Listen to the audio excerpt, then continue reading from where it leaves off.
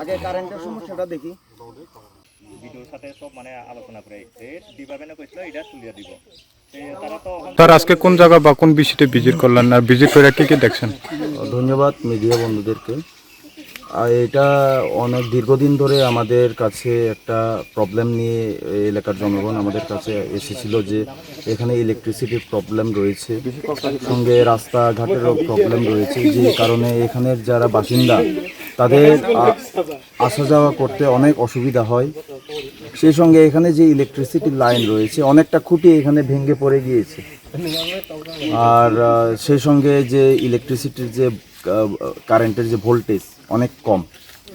এই বিষয় নিয়ে আজকে আমরা ইলেকট্রিক ডিপার্টমেন্টের সিনিয়র ম্যানেজার, আমাদের ব্লকের যে আধিকারিক, ইঞ্জিনিয়ার সহ পঞ্চায়েত সচিব সহ আমরা এখানে ভিজিট করে আমরা যে সমস্যাগুলো আমরা এখানে সরজমিনে আমরা পরিদর্শন করলাম, এবং আমি ওনাদের সঙ্গে কথা বলেছি যে ইলেকট্রিসিটির তরফ থেকে ওনারা অতি সত্বর এই যে ইলেকট্রিকের যে সমস্যাগুলি রয়েছে ওনারা সমাধান করার চেষ্টা করবেন বলে ওনারা এলাকাবাসীদের আশ্বাস দিয়েছেন। এবং সেই সঙ্গে আমরা যে রাস্তাগুলো অনেক সমস্যা রয়েছে, মানুষের আসা যাওয়া করতে, একটা গাড়ি ভালোভাবে আসতে পারে না, আর এটা অনেক বছর ধরে যে বর্ষার কারণে রাস্তা ভেঙে গিয়েছে। এখানে যা জানতে পারলাম, বিগত দিনে বিডিও থেকে পিডাব্লিউডি থেকে সবাই ভিজিটও করে গিয়েছিল, কিন্তু তারপরেও এই কাজগুলো এখনও করা হয়নি।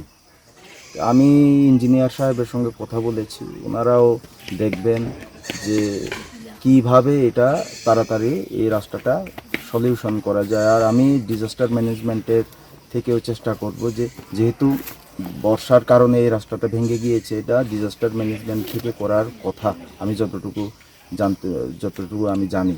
আমি এসডিএম সাহেবের সঙ্গে কথা বলবো, ওই পুরান প্রপোজাল রয়েছে, এই প্রপোজালগুলি নিয়ে আমি ওনার কাছে যাব যে এই রাস্তাটা যাতে অতি সত্বর একটা ঠিকভাবে করে দেওয়া হয়, যাতে মানুষের যাতে চলাফেরার জন্য সুবিধা হয়।